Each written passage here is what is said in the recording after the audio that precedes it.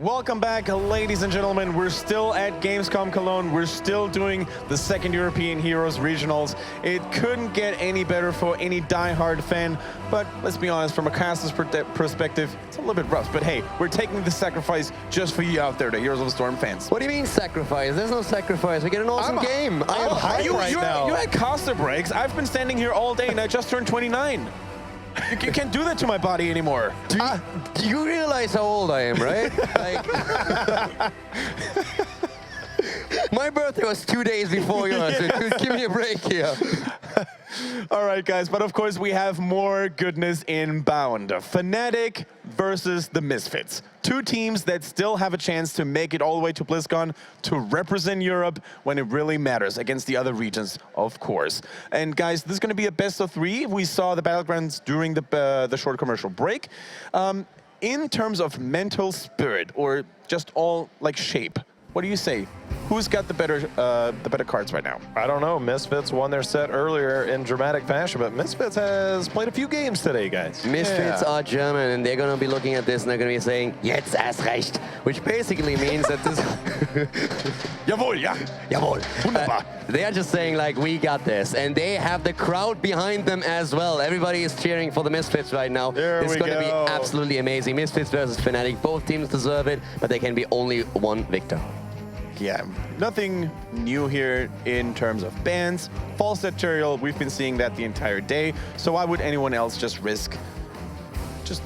I think Fnatic just stay with it. Straight up understands all the material comps that they went up against Misfits before. It was rough against them. Yeah, they had a really hard time, and they're opening with an early Sylve. That's a hero we've seen a lot of from them. Tychus is the common pickup here for Misfits in this rotation. They go with an early Rhaegar. I personally actually enjoy that selection coming out from them. And then what else is it going to be? Is it a Tychus, or do we see them adjust? They've had a really tough time with Tychus on Sky Temple. All the other maps seem to have been okay. They have a really tough time with it here on Sky Temple, though. The one thing that we saw on Sky Temple in one of the earlier games, though, was the really hard domination by Fnatic with their global set they had. And Falset is already banned out here. But Misfits, as we already said, I mean, Tychus is their go-to pick, and they do it again. They have the Rhaegar in the second pick phase. They have the Tychus. This is as standard for them as it gets. With the one change that this time Zagara is not banned out and they could pick her up. I love the Leoric ban. I think that's actually crucial, just because, again, Fnatic only seemed to be able to beat Misfits whenever they were able to manipulate the map.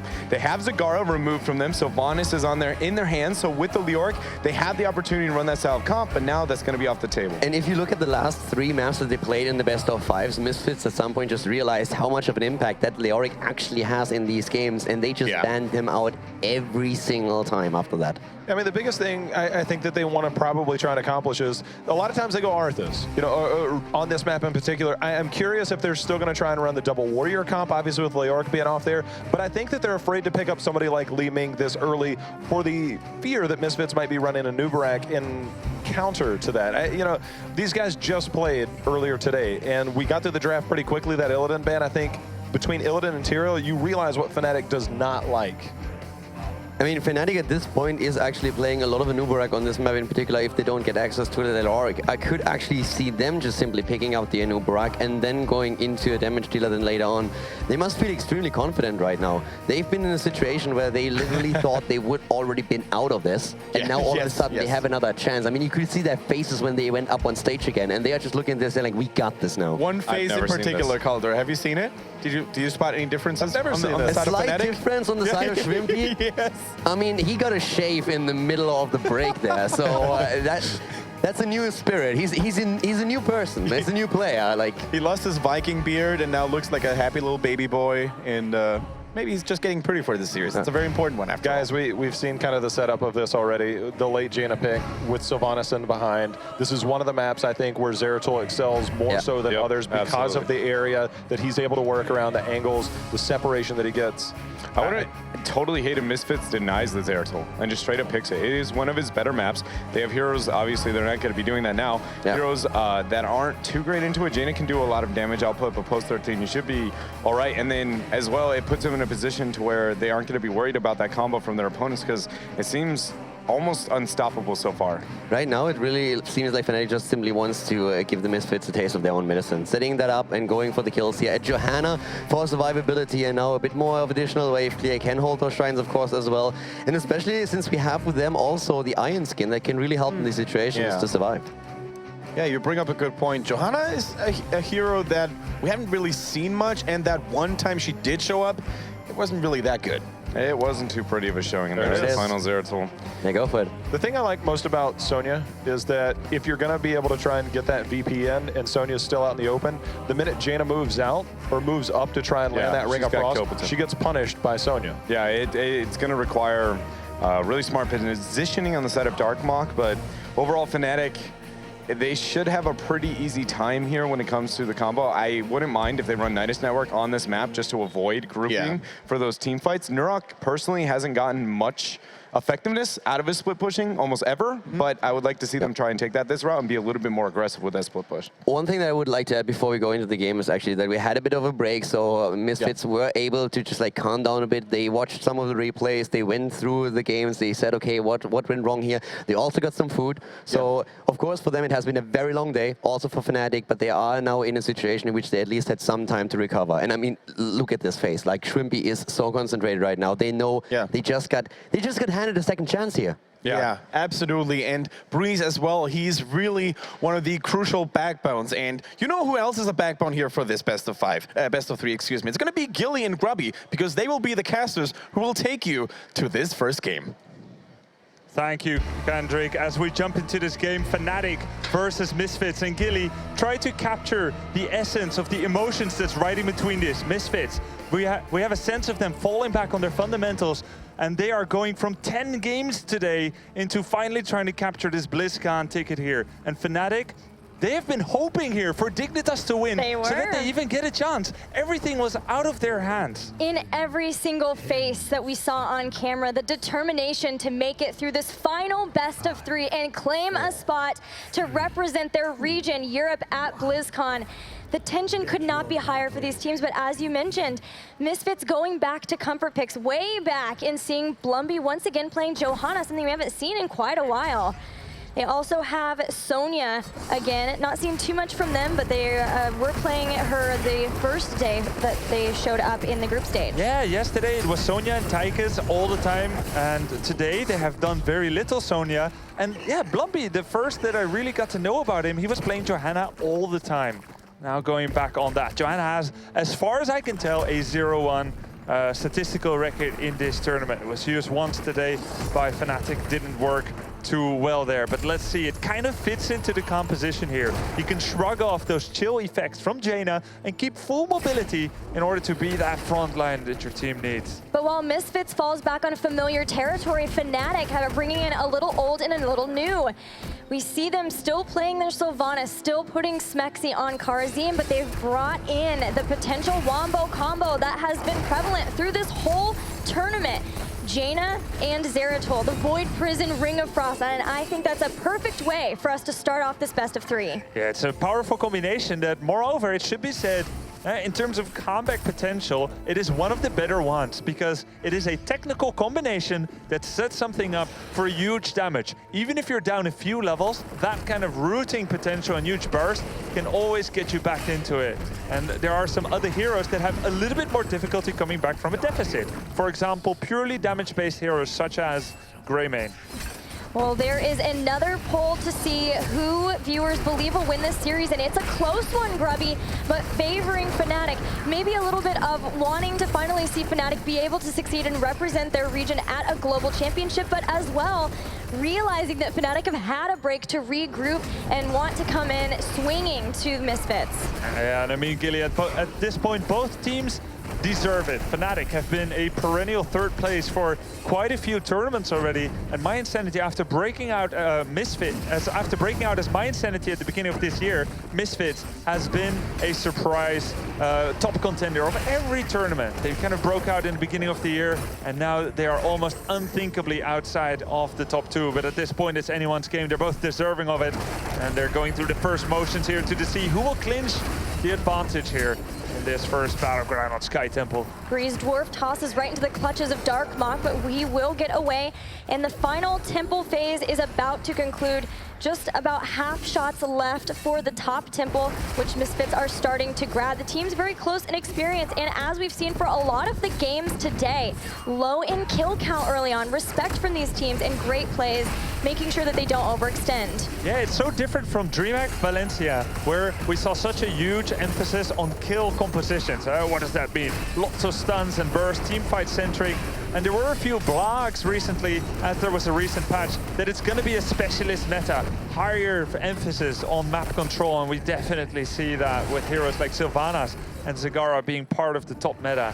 That means that there's more options for teams. Before, you'd kind of run around, go get a kill in this lane, move on to the next lane, get another kill, and if you can't win the team fight, you lose the game. But with all these map objectives and the different lanes you can push, it is truly a very tactical game now. With the first Temple phase concluded, faster rotation to the Giants, slightly for Fnatic, but both are picking them up pretty early on, maybe trying to help the Specialists along in the push. They know that the next Temple phase will be bottom, so the more they can get done with the towers with a push alongside those Giants means that if they can claim a lot of the Temple, they'll start to get a fort from it. Yeah, and I wouldn't even mind if Fnatic tried like a 4-man grouping at the bottom, maybe even 5, push with those Siege Giants, because the grand prize there is that healing fountain. If you can kill that one before the bottom Temple begins, then the opponent, whenever they take any poke damage, they can't fall back and get some healing. Are starting to take them down. Sylvanas can stop them in their tracks, and it is a 4-man, but a 4-man response from Misfits too, and they'll clear out Giants. Neither of them getting too much done here, but the next objective, I guess, for the teams before the Temple phase will be Bruisers, trying to pick those up, as we can see Sonya starting them in the top for Misfits, so that they can be pushing in while teams set up for the Temple. Yeah, and it seems like this well-orchestrated dance, something that gets rehearsed a lot. After the first two Temple, the first phase, the first two Temples, there's that siege camp, then contest the bottom, then people move into the Bruisers, and it's a very high-octane gameplay because there's almost no time anymore. In just seconds, the bottom Temple will be announced, and everyone will be looking to see, are they going to get value out of the top lane, push with the Bruisers, makes yours win the other, or are you going to go to the bottom Temple? Now, Fnatic has a little bit higher necessity to win that Bruiser fight because their fort is half-life. And they'll lose it if they don't. That's why they have 2 people here. Yeah, they've left both Wubby and Schwimpy here. Schwimpy's going to head back so that he has full mana to prepare for this big potential first team fight around the bottom Temple. Looking at talents as we start to get set up for their Relentless Soldier, the choice for Tychus. So he will be able to hopefully get away from some of the lockdown that Fnatic have, as it doesn't quite reduce as much as a full Relentless. Breeze gets pulled away, but still Dwarf tosses in time over and has to use his well tap pretty early on in this phase. And of course, they both have those healing fountains still. Splendid took a lot of damage from the Cone of Gold there. And the Blinken and the Cleave, but it has Zeratul bitten off more than he could chew. It's a 1-for-1. It's the first takedowns for the teams. 1-for-1, but support still here for Fnatic. So they are going to be the ones that for now get to sit and hold on to the shrine while Misfits try to heal back up, throw out some poke damage enough that maybe they can take someone else down. Breeze's Dwarf tossed away. SMX now has to come in and Radiant dash out of it, and they're dancing back and forth, pulling in shots as best as they can. Yeah, I like that you pointed out that it's a Zeratul for support. It really changes the amount of sustain you have, and it may make a sacrifice like what Zeratul did worth it. I really thought Fnatic was going to be able to stay on this one thanks to the superior healing. But of course, they do lack that finishing potential from Zeratul, because as much as Jaina or Sylvanas can damage, there's almost never going to be a follow-up. They can't go that deep to finish someone past Johanna and Sonya. So we need Zeratul to get those final kills. Fnatic also realized that Misfits were getting pretty close to 10, which is always a dangerous spot to be in, trying to attack your opponents when you don't have heroic abilities of your own. But now they have picked them up. We see that it is none other than Void Prison with Ring of Frost and a Wailing Arrow that can follow up from that, even deadlier if Misfits get caught in that wombo combo. Yeah, so good combination there. And Dignitas has used this one as well. Now the European Championship winner twice in a row. Of course, Fnatic and Misfits got second place in 2 equal value tournaments. DreamHack Valencia, and now here the ESL Gamescom Fall Regional number 2. And when there's 2 second placers who have won something of similar prestige, similar standing, they need to duke it out in a tiebreaker, and that's what you're looking at right now. ladies and gentlemen, as this best of 3 will decide who goes to BlizzCon, a much admired and respected position, and of course a chance to prove greater glory. Misfits here getting a free fort from the siege camp at the bottom, and it looks like everyone is grouping up in the middle. The action is heating up, but Hasselhoff's on Tychus is getting zoned out. The rotations have been good for Misfits, just slightly better, so that Zagara's been able to push, Sylvanas hasn't as much, and that's gotten them a start of an experienced lead.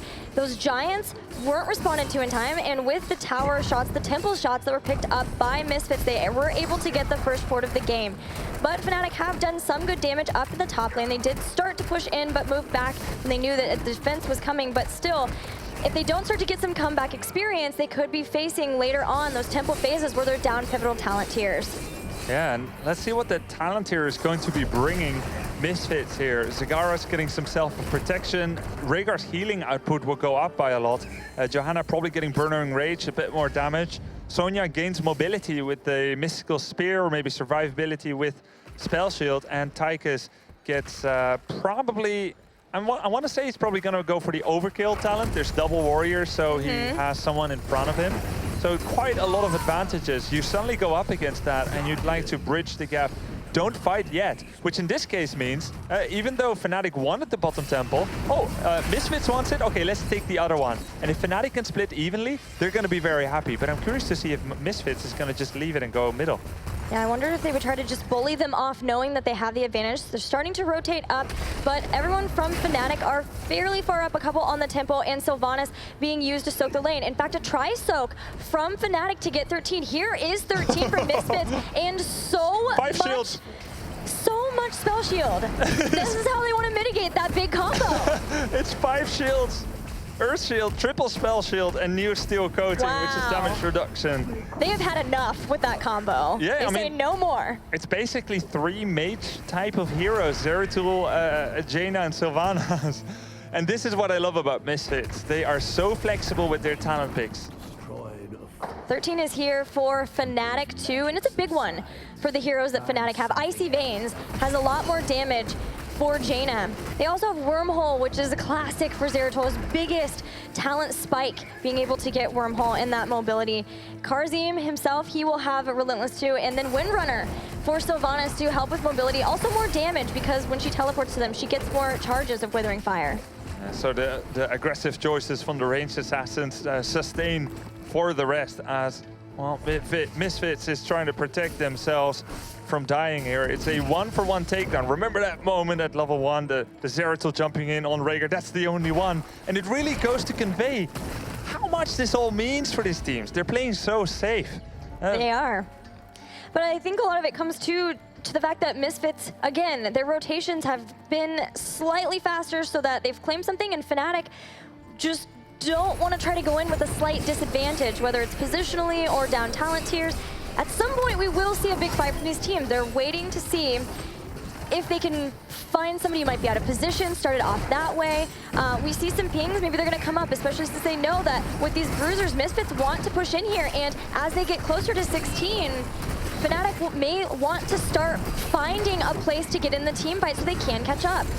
I was just thinking, what if they don't? What if they don't team fight all game? They just keep standing on the different shrines, on the different temples, until they blast all of each other's keeps away. Pure passivity is possible, not likely. Yeah, I was thinking, well, you can't win a game alone on rotations. At some point, you have to make a team fight, but it's Sky Temple. It's kind of like the Hearthstone equivalent of Fatigue Warrior against Fatigue Priest, where you just kind of wait to see who dies to the temple shots first. You totally lost me when you said Hearthstone, but I am going to believe you. It's about the same thing. Okay, you don't play Hearthstone? Not so much. All right, so, well, here we go. Level 16 is on the horizon for both teams. Misfits is closer. Now, the bottom one is worth more, isn't it? Because it's closer to the boss. Yes.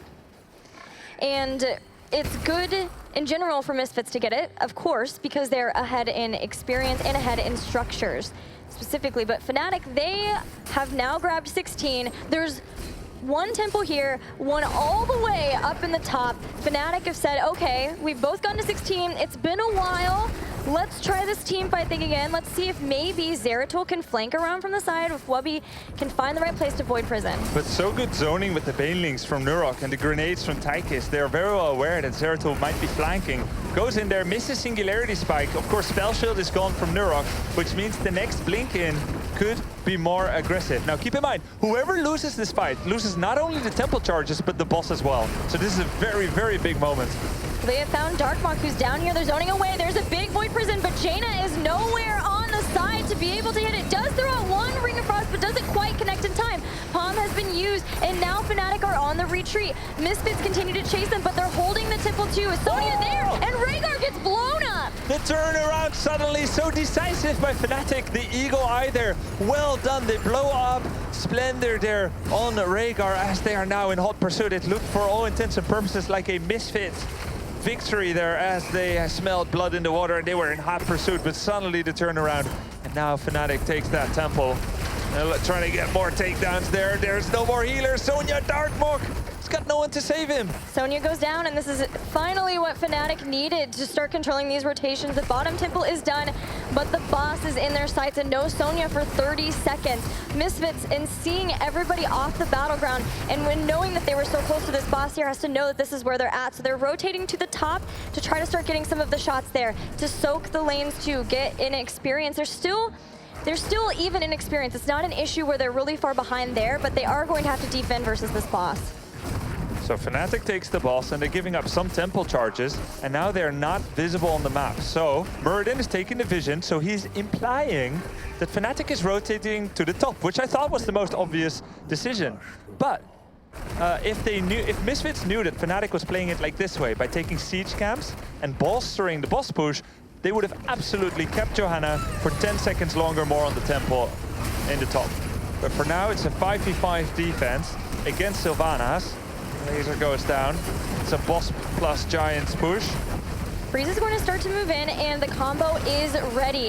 5 seconds until Devouring Maw to help bail Misfits out if that combo goes in. You just have to see if Wubby can find the right spot where members are too clumped up. He was able to get it last time. They zoned Jaina away. So much damage! Just down. So much damage suddenly on Darkmark. Unbelievable. The double vulnerability there from Sylvanas and Jaina. And there we go with the Void Prison Ring of Frost.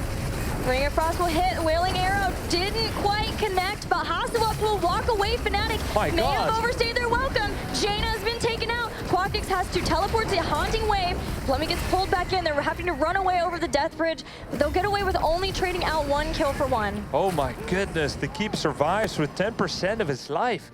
As Darkmark got blown up, Rhaegar Splendor was zoned out on the other side of the boss, unable to land an Ancestral, but then a little bit too deep by Schwimpy on Jaina. And Tychus, Hasselhoff, he got away with 118 hit points. Just a jab away from death. Now it's a 4v4 with a quicker Sonya, which means that those temple charges, in the end, are going to Misfits after all. I'm sure Hasselhoff is very happy he got shrugged off at this point. Yeah. Resistance coming in handy there, even though I'm sure the increased range would have been nice too. Like, oh, just let me run away from this. And he did that, Gilly. Nice defense there by Misfits. Nurok zoning out that attempt to finish off that keep. Zeratul, he could do that at any point in the game, finish it off and get away, but not if there's defenses. So Wubby will join the top. Now it's a 5v5, but Sylvanas is getting bottom siege camp, which if left alone, it will get the keep. So if Fnatic can engage in a fight where nothing happens for a minute, that's a win for them. But that's not what Misfits wants. They're going to try and get a kill here. Well, we know that Fnatic is able to do that, as we've been seeing that a lot from teams right now. But as you said, Misfits want to try to get into a fight. They have Maw now up, Ancestral in a couple seconds. Fnatic chasing them off of the temple, and because the shots are gone. Yeah. So they're able to get all of them, and they'll be able to rotate down to save. So good job by Misfits in staying in this. Yeah, they did so over about 4 minutes or so, taking all the temple charges. Now they are falling back, and I wanted to say the game is dead even, but I actually think Fnatic is ahead now.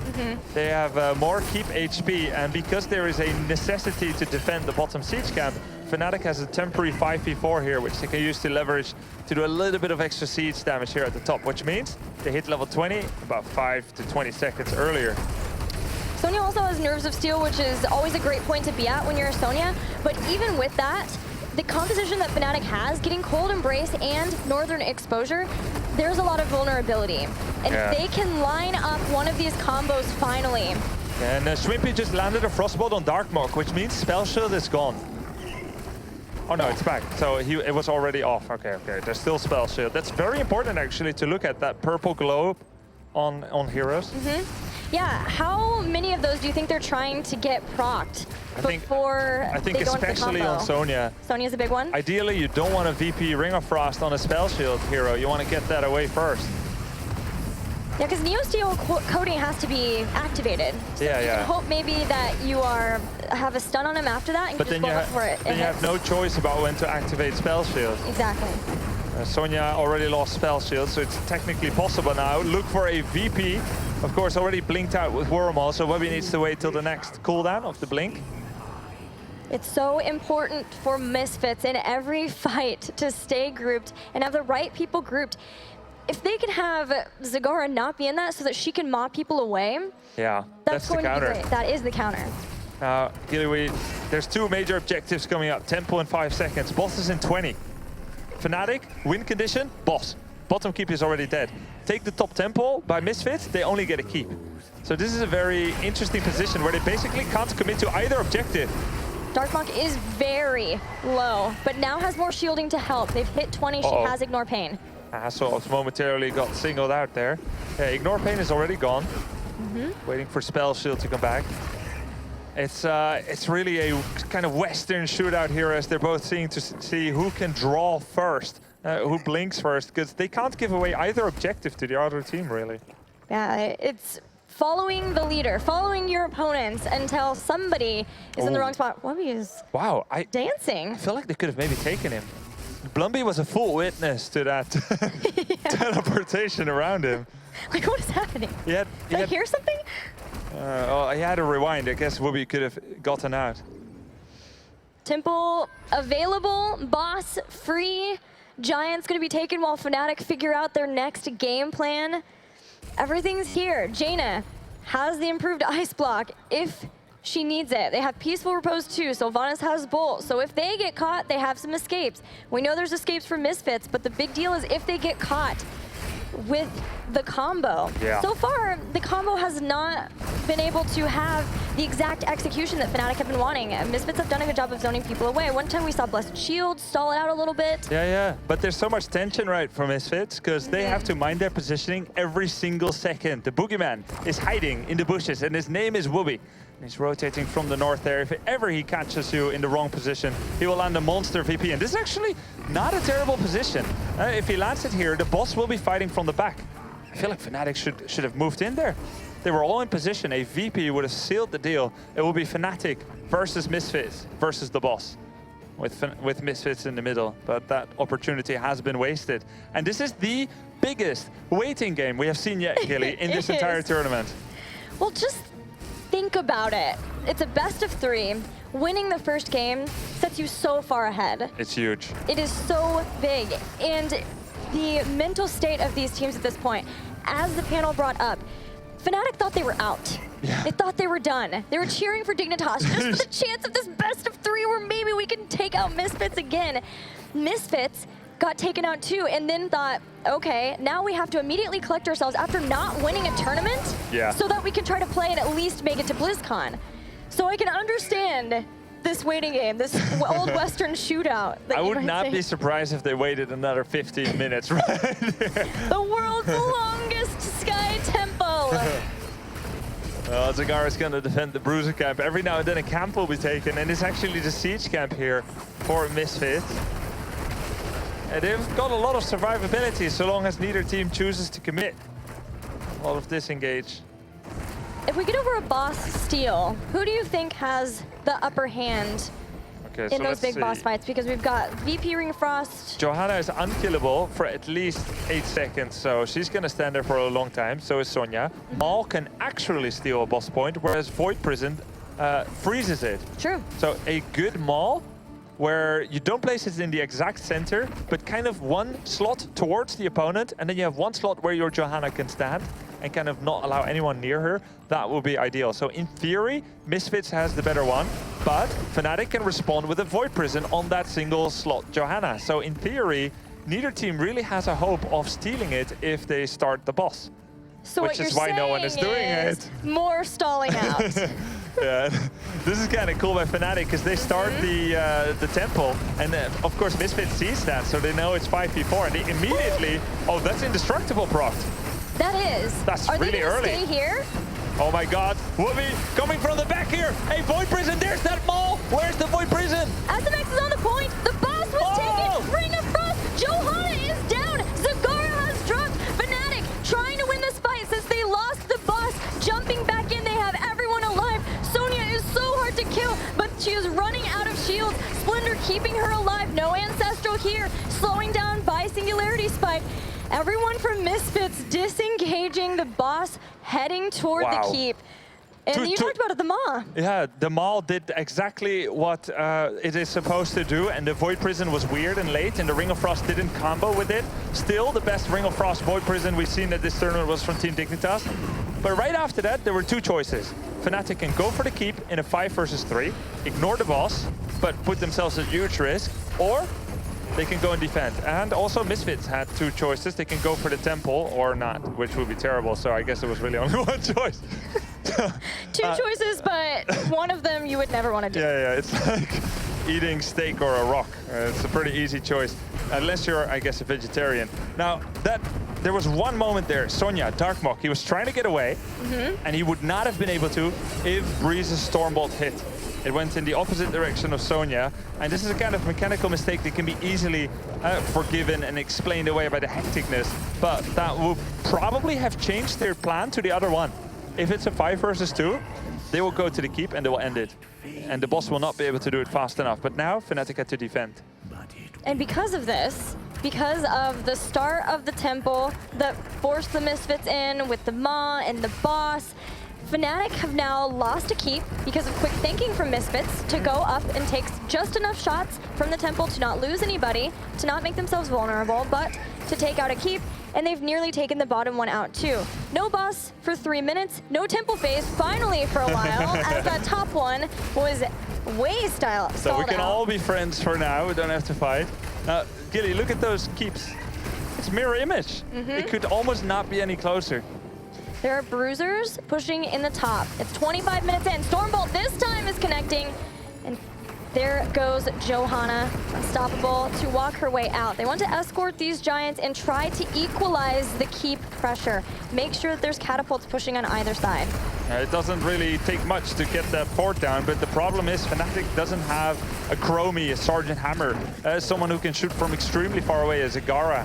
Everything that they have has a max range of about 800 to 900, which is like a little bit more than, for example, like a Raynor auto attack range. They can't get that close to the keep, even though it only needs, I don't know, like throw a tissue on it and the keep is dead, but they just can't get that close. So they actually have to back off. Another juxtaposition there where they can't really move in. Now the next temple is getting announced once again in the north and also in the middle. These two temples have the power, the concerted power, to finish off a core. So they're very important. Things are coming to a head, Gilly. 26 minutes in. I wonder how long we'll see them stall, but it looks like maybe not long at all. Ready to get right into this fight. That's the sound of Wrath of the Berserker starting. Divine Palm's been used, but it's pretty early on. Schwimpy's not going to get out of that. Ring of Frost hits, but Schwimpy has already been taken down. They're jumping in for more. Misfits bringing down everybody else from Fnatic, but nobody will die. Breathe, breathe, breathe. Of course, Schwimpy has gone down. There was a beautiful position there for Darkmok, exactly what you want. Whirlwinding through 4 people after the blow-up on Bloomby. Johanna failed. The Watchtower surprise went against Fnatic, and now we've got 1 temple versus none, and Misfits is not overextending. They're not sending someone top, giving a fair 4v4. They're staying here with all 5 of them. Fnatic, they can't really trade anymore. They want to conquer this one, but 4v5, Gilly? Is this a mistake? They still have Void Prison, they still have Wailing Arrow, but they don't have Jaina. And she used Ring of Frost in a panicked manner as she was dying to try to get away. Not the first time, too, for the Jaina in this game. It has not been fully coordinated. Of course, amazing zoning out of Zeratul by Misfits has contributed to making that difficult. And now there's that 4v5. They're fighting. They cannot give away another temple shot. Look at that. 100% on the core.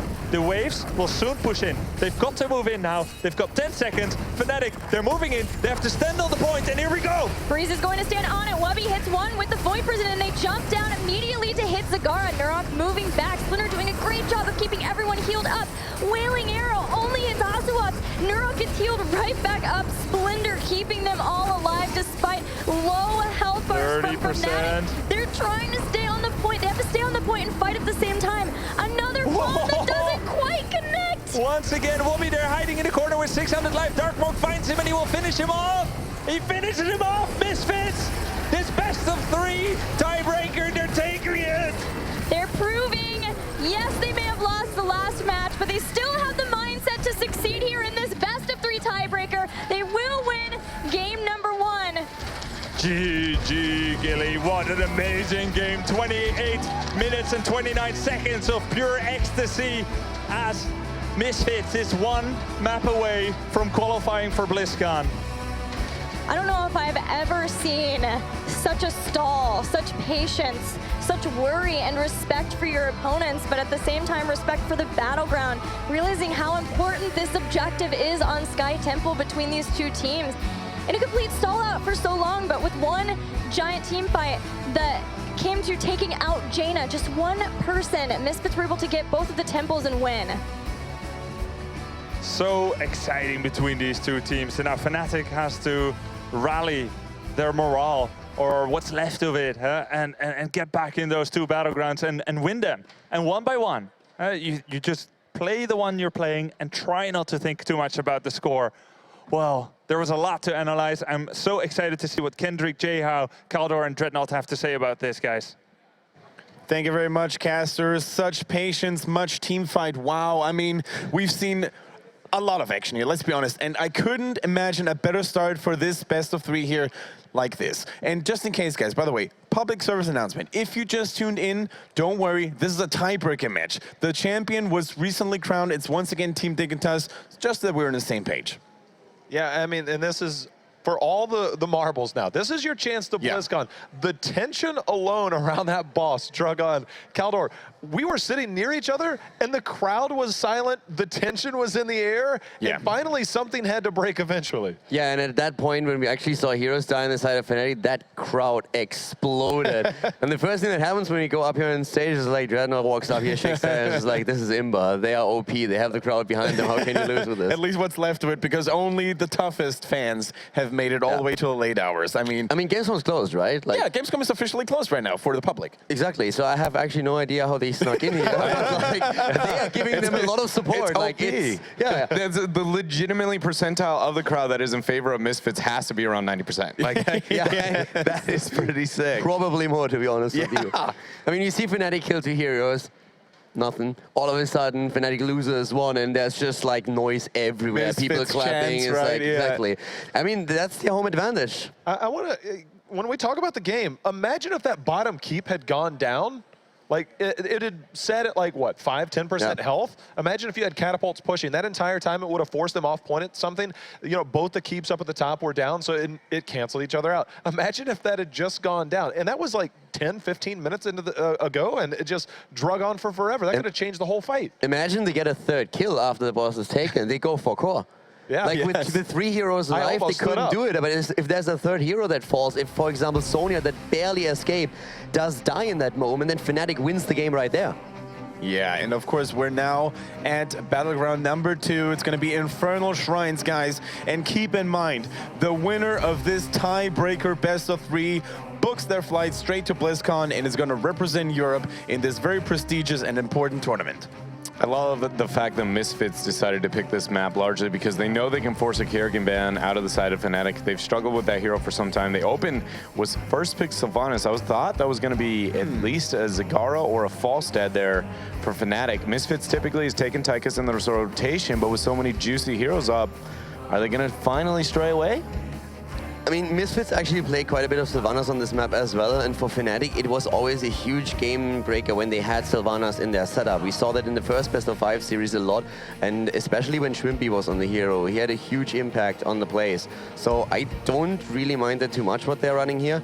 And in this setup, they are with their back to the wall. They need to win 2 in a row now. They're in the exact same situation, basically, in which Misfits was in the best of 5. Yeah. Well, what we know from Misfits is this is somewhat likely going to be a Tychus pick. But the fact that they're waiting this long, I wonder if they're just using it so they can have a little bit of time to think about future counters. But this is definitely something where a map where they love. I mean, think about that grenade, how many times it steals stuff. I think they're worried about Falstad.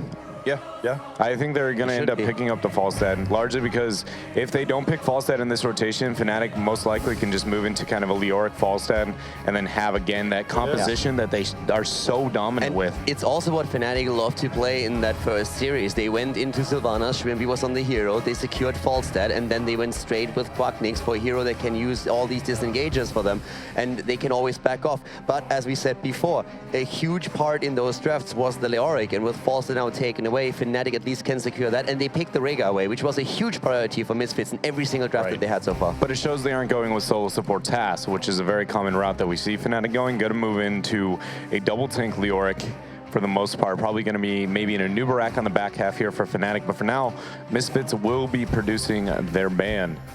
Is this an opportunity for once that we're going to see somebody ban out Tychus, or do you let it through? It almost seems like a given. I think I'd ban it out if I'm going double warrior, which I think they will. Yeah. We very rarely see a solo warrior Leoric. Yeah, and I don't think they would play that here either. So in this case, they could definitely ban out the Tychus. I mean, Misfits always relied on the hero like so much. Already the ETC banned out, which is of course one of the fallback options for Breeze in every single game. It's his favorite hero to play. He's incredibly strong on it. And as Dredner was talking also a bit about that Tassadar solo support that Fnatic likes to play, it usually happens when they have that ETC and have at least the option to go groupies. I think in this tournament, every time they played solo Tassadar support, they went proc rock and groupies to at least give a bit of additional sustain. They got it, and they banned it out. That's Finally. Yeah. First time we've seen Misfits without Tychus, I think, this entire tournament. It's been a lot of games too. Yes. All right, so how do they adjust? Their compositions have been pretty identical for the majority of the tournament here with Sylvanas off the table. Falstad in their hands, I think, sticking to what they know best, the melee assassins, they've done very well with Sonya on this map specifically.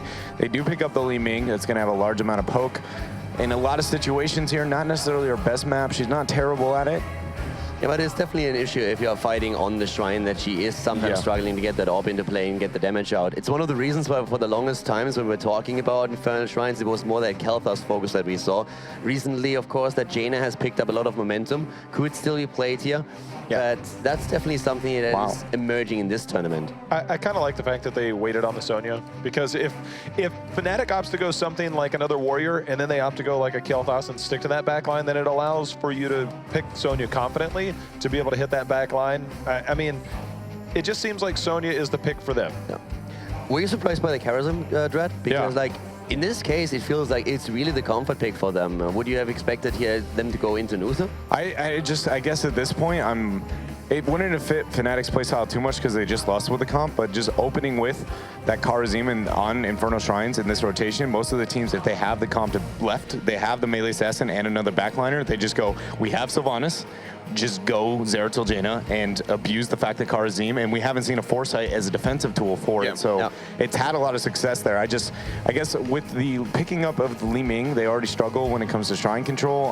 Calamity will come into play and have a little bit of an effect, but I guess I didn't expect them going that route in that rotation. Tychus being removed made them adjust. There's the Jaina, so they go for the Jaina. They don't have the setup with the Zeratul, but they have a lot of lockdown here. Let's not forget, if that Entomb drops, well, the question is, of course, who do you lock down here? Because all of them have an escape, now that I look at it. Yeah, they do have a lot of ability to escape, and I expect a melee coming out here from Misfits. The wave clear and Shrine control of Fnatic is just insane. With Arthas, Jaina, and Sylvanas, and Rhaegar even, they go with the Illidan here. The secret weapon of Darkmok, and a very scary one at that. The question is, can he reach the backline? Is there going to be enough peel? Arthas is considered to be a very strong counter tool when it comes to Illidan. Yeah, looking at the Illidan right now, you pick him into into the Sylvanas first of all, into the Arthas as well, and the Jaina for burst damage. It seems like a bit of a risk. I agree. It was actually a very risky move here for Misfits. Not the best support to support him. Exactly. Well, the other thing is Dred, you talked about with Li Ming, it's maybe not necessarily your best map. If you see Illidan dive to the other side of the Shrine, Li Ming's going to have to walk through a lot just to be be able to hit any shot she throws out there. And it's not like she necessarily thrives against the 1v1 that's going to be with Arthas. As long as he gets onto her before she burns a teleport, he'll be able to hit a Howling Blast as a follow-up, and that's a minimum of 30% of max health, forcing a gust that they know they don't want to use just for an Arthas. What do you think about Leoric here in this setup, though? Do you really think he still goes for the Entomb? Yeah, it's going to be hard to say, but yeah, the castles are ready, guys. I'm going to summon Gilly and Grubby one more time to find out who's going to win game number 2. Trifling gnome, who summoned me? Wait, I'm not Jaraxxus. Thanks, Kendrick. Fnatic here versus Misfits in the second game of this tiebreaker here to have the ticket for BlizzCon. And we've got Fnatic here playing Arthas on Breeze, Rhaegar on Smexy style, Sylvanas on Quacknix, Jane on Shrimpy, and I should have said all of that the other way around, it's late. Whoopi on Leoric. Got one right. And their opponents, one game away from this series and BlizzCon. It's Misfits with Splendor playing Karazim, Blumby on Muradin, Darkmok playing Illidan, Hasuops on Falstad, and Nurok will be playing Li Ming. Now, you were calling it, there was one slot left in Misfits draft, and you were like, hey, Fnatic has no stuns. Illidan, like, it will be very comfortable, and Illidan came out. You think that that's gonna work out just fine. Leoric is not really a great counter to Illidan, as the analysis we're kind of alluding to. Entomb home, everyone can jump. Yes, exactly. Once he picks up friend or foe, he can hop right over that to an ally. They've got Radiant Dash, they've got Dwarf Toss, Barrel Roll, even Teleport. What they were saying definitely makes sense about Karazim, though. Solo support with Illidan, not ideal, but if Darkmok plays the way we saw him play before, he didn't need a lot of help. There was a time when he would get maybe a Divine Shield. Yeah. But there were a lot of other times where they had to use Divine Shield on other people too, and Darkmok made it work. Very patient with his metamorphosis throughout. And he's got to be, because if he metamorphoses at the start of a fight, the Ring of Frost or Wailing Arrow can hit with 100% certainty. Because you can just aim it exactly where he's going to be. It's like it's a second telegraphing or something where the metamorphosis is going to end up. So he's got to be very careful. And we're referencing this just before that Karazim Illidan has been a draft combination that has worked for Misfits in the past. And to me, it looks like, well, it looks way too difficult to do, to play Illidan with Karazim support, but they've done it. Right, and although it looks on paper a scary composition for Misfits, and we talk about how Misfits, they probably still feel okay with this depending, Fnatic also have shown that they struggle to deal with Illidan at the same time. And this is a battleground that has largely between them gone to Misfits' favor, although earlier Fnatic did win on this battleground the first time they faced. Wailing Arrow, that will be a problem. Once Arthas picks up attack speed slow later on, kind of a difficulty too. Even some slows from Jaina, but I believe in the Darkmok at this point. Let's see if he can pull through here for Misfits with, of course, the support of the teammates. Nurok on Li Ming will have very little focus on him as Illidan draws so much attention to him. Kind of like the person at the party who wants to be talked about all the time. That's Illidan for you. Fnatic have momentarily yielded position here, but now they're looking to move in. Leoric at the top, going head-to-head with Illidan. That Drain Hope attached. The teams are really close in how many skeletal defenders they've taken out. And as long as Breeze is walking through happily with Frozen Tempest, he's picking up some kills with that. And Li Ming, it's harder for her to be able to do as much area damage with her abilities, because if an orb doesn't go out the right way, it'll just proc on one and they don't get the mass amount of pickups they want as much. Yeah, I think the key thing is that Li Ming has to rotate out of the shrine to get anything done and do a flank. Breeze. 219 HP on Breeze. And he gets away, and that gives the Misfits this objective. It is going to be a Mortar Punisher, the third best one. It does damage, but it doesn't provide any crowd control effect. So you see Misfits taking Falstad immediately to start soaking some XP. They're working on this. Their Darkmok is going to jump in alongside the Punisher to start to take down the gate. There's a Sylvanas, but it's on Fnatic's side, so it's not an issue of turning off the structures here, but the Punisher had to be pulled way back, and everybody from Misfits are still here, with the exception of Falstad, who has gone down to soak. Darkmok jumping over, has 24 health, he drops, and that will be first blood for Fnatic. Yeah, that was a nice Drain Hope there by Whoopi on Illidan. Not the easiest of targets to hit, but he could kind of see where Illidan was going. just took too much damage to the north of the fort and failed his grand escape. No Houdini for him, but still pretty good damage on the fort. Now things are settling back down and teams will get into the lanes, making sure that they are soaking everyone to keep up with experience. And Webby walks right into Blumby, and that will be the return kill for Misfits. Blumby gave him the axe, and Webby will be back in just a jiffy. But that is a nice XP increase for Misfits. And now the camps are starting to get taken. Usually, the first and second impaler that you capture are a lead into the next camp you want to take, which could actually be during the next Punisher Shrine. And there's the Fallen Shamans. They do the most when left alone. It has already been cleared by Illidan. Darkmok is waiting and zoning for some random steal. And he's staying at the middle there. Gonna capture it right when the announcement comes off the shrine. Uh-oh, Breeze has walked on and is going to steal away the Khazra from Kara's team. Splendor may not get out here. That was the second Radiant dash charge. He has nothing else, and that'll be another kill for Fnatic. The Khazra, is that the role player name of these impalers? Like the World of Warcraft name or something? I thought they were Khazra. Have you not heard that before? No, Maybe no. I made that up. I think it might be like their genetical name in like the science books. Yes, No, like the Latin technical name. term, Yeah. of course, yes. Yeah. I think it must be the World of Warcraft name. They have a name as well, but here they just usually the Impalers. Next shrine is being taken, and Karazim finally, Splendor takes the Fallen Shamans, which will now go to the top. They will kill that fort if left alone. And Misfits are jumping in too. They take out Rhaegar, body blocks to Oblivion. Darkmok being slowed but running away fairly low. Goes back in to get another kill on Breeze. That is two while the shrine is up. Gilly, what was Breeze doing? I know he turned on Icebound Fortitude, but he was at 30% life and moving forward. And there was no one to protect, so a little bit shocked by the direction of his movement there. Maybe he thought he could slow down Illidan enough to allow his teammates to get a go. Yeah, maybe he was still in the process of saving Smexy, but he had already fallen. So an unlucky sequence of events here for Fnatic as they find themselves on the back foot. There we see a rally up with the Impalers and 39 out of 40 skeletons. There was a delay. Misfits kind of walked right past there. Yeah. But they do get a fort. The Bruisers will push against the other Bruisers, but the first fort for Misfits, heroic abilities along with this push grubby. Yeah, that's really strong for them. Now they still have a period where they can fight against no heroics. Yeah, the heroics that were grabbed for Misfits. Oh, the into engage! Mighty Gust, which is right there, pushing Swimpy in. He will drop immediately. Asset Max, no Ghost Wolf form will save you from this. Oh, Comes back up just to try to heal, and he'll go down too, and it's so difficult for you when you lose heroes right when you're about to get a big talent tier, especially your heroic abilities like that. Well, if you stay against Falstad, there's always that chance. Mighty Gust engages will become more rare, I want to say, as the fight goes on, as the game goes on. But level 10 versus 9, why not?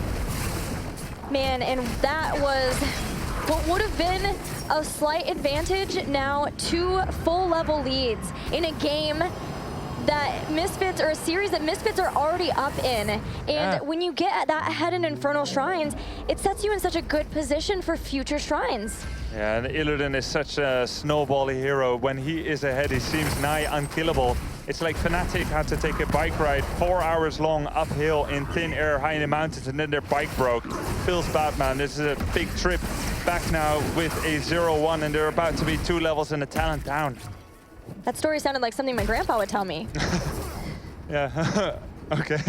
So I'm a grandpa.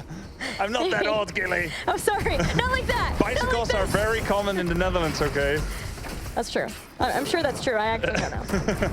Well, Fnatic want to try to steal Impalers, maybe get into a fight since they know they're on the same talent tier for just a smidge more of time. Hasuwaps comes in with the Mighty Gust. Bringer Frost comes out, but again, Jaina goes down as it hits. Illidan has dropped, so it's a 1-for-1. Fnatic can still try to continue this fight. Breeze very far forward. What is going on? And body blocks, 2 kills. Breeze, the Arthas King. What is going on, Gilly? Divine Palm was available, if not for his allies, then for himself. I don't know. Rather die than use it? I've got to imagine that this was a conscious decision not to use it on himself, just so that Respawn actually Respawning happens in 20 seconds. And That they'll be would on be a time to longer contest. Yeah, rather than not having bomb. It must have been a tactical decision. They won't have Avatar for this fight, though. And Gust is 15 seconds away.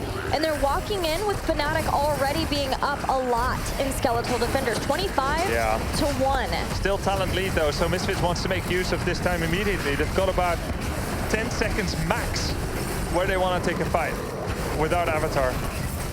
Now 9 skeletons left. Next minion wave will give Fnatic the level, but they're too far away. The lanes are pushed, so they can't get XP yet.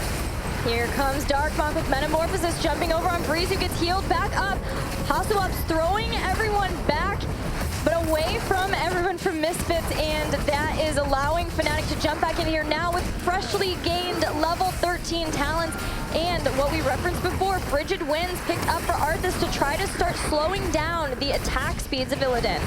March of the Black King, Wailing Arrow, everything is back up again. Ring of Frost, Legion of Northrend, or Army of the Dead, I should say. Fnatic grabs the Punisher and are in control of the game for the first time, despite being 2 forts down, as they are looking to finally capitalize on the Punisher push with Sylvanas. This is Sylvanas. They need to be very careful. They're trying to take the fight away from the Punisher, but deleted is Illidan. Hasuop's not making it out either. And Fnatic are quick to turn around, saying, we would love to get more kills if the Punisher will help us out. If not, we'll take down this fort and even the towers in front of your keep. Punisher always happy to help, Gilly. That's what he does. He punishes, and that's definitely what's happened here to Misfits, as Illidan died there, not having Metamorphosis available, and Karazim's Divine Pulse has an incredibly short range.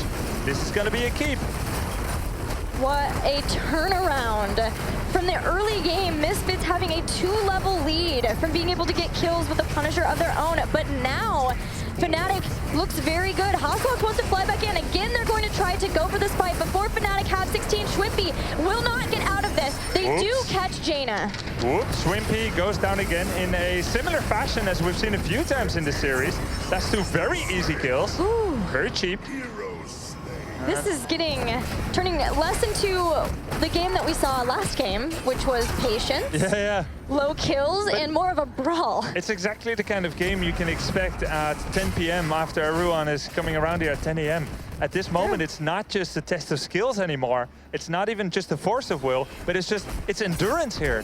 These teams might be knackered, and yet they have to play this tiebreak here for the BlizzCon. And of course, they want to. They wouldn't give it up for the world, Gilly, but definitely some small mistakes here on each side. Let's go back to a heroic ability we breezed over earlier, and that is March of the Black King. Yeah. We had talked about how there were so many escapes from Misfits from Entomb, and they've changed that. They picked up March of the Black King, which normally very easy to run away from, but if they've got a lot of people held down with something like a Ring of Frost, or they know that everyone's standing inside of a shrine in an area where they can't scatter as much, maybe could get a lot of sustain and damage from that. Yeah, and it's kind of good against hard engage, because you know once meta pops that it's going to be a real fight. Yes, that's true. I feel like the 2 major problems that happened for Misfits has been a Mighty Gust usage. After the first one at level 10 versus 9 worked so wonderfully, I said that the Mighty Gusts are going to get exceedingly rare as the game goes on, but they didn't. They keep opening up with Mighty Gust, and it's very risky, because it immediately shows Fnatic right here and right now. There's a very obvious approach angle for Misfits, which means easy use of Ring of Frost, easy use of Wailing Arrow with no risk of it really missing. So I feel like Falstad, Hasuop, needs to save his Gust and wait until he sees an angle to use it a bit more creatively and judiciously. Difference slightly in the rotations for Mercenaries than we see in a lot of games, where instead of the teams just getting all of the camps on their side of the battleground, the 2 Shaman camps are grabbed by Misfits, where in the bottom and mid, the Khazra camps or Impalers picked up by Fnatic. But as we said before, the Shaman are the strong ones, and they're still a camp pushing, so Fnatic are put on a little bit of a timer for the Shrine phase. Now these Impalers for Fnatic that are pushing middle, they actually do really well against the core. That's true. They could do core damage. If Misfits loses a few people, Fnatic could finish off, but let's focus on what's actually happening here. Blumby taking a lot of damage there from Drain Hope. Wailing Arrow has been used. Only on Falstad.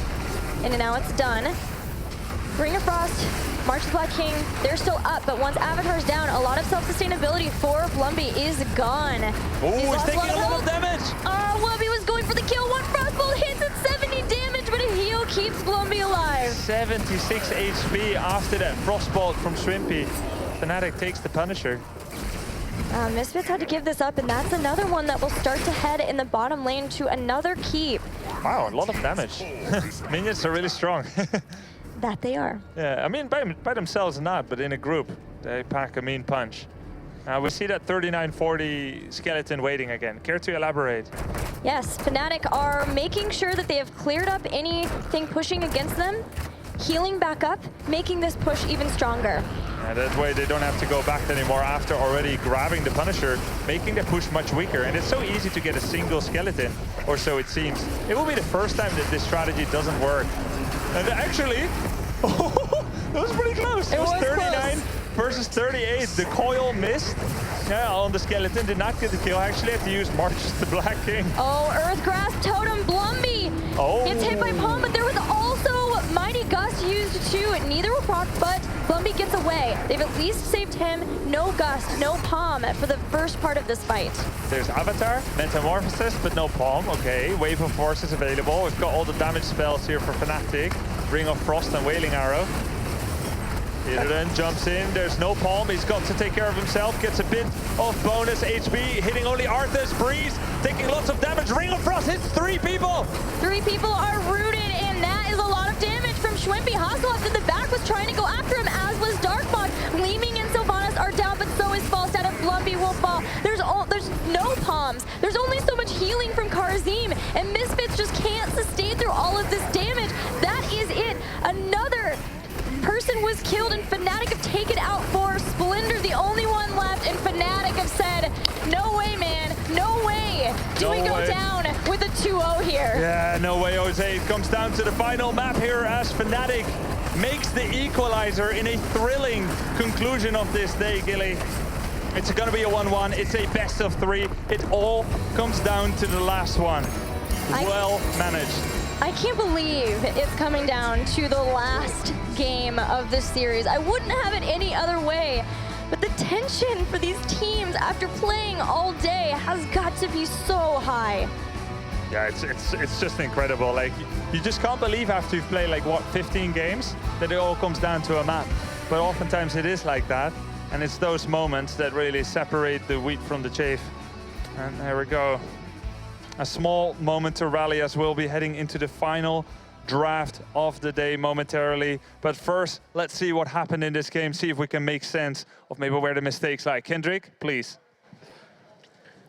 With pleasure, Grubby and Gilly. I mean, could we have it any other way? I don't think so. Those teams are putting us to the limit here, and themselves as well, because it's getting really late, but it's getting also really, really exciting. We're still here in the tiebreaker. Second map was just decided, and boy, it's a 1-on-1.